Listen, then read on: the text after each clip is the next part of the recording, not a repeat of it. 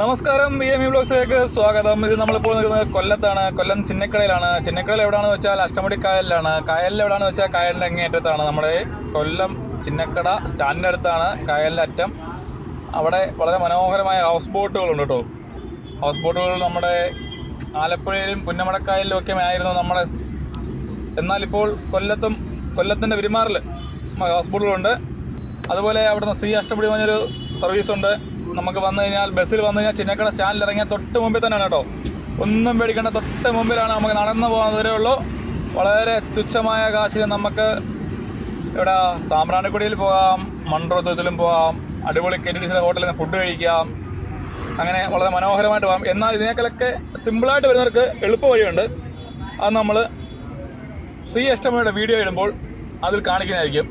okay, നിങ്ങൾക്ക് വളരെ ചുരുങ്ങിയ പൈസയ്ക്ക് നമുക്ക് സാമ്പ്രാണിക്കുടിയും മൺറോത്തും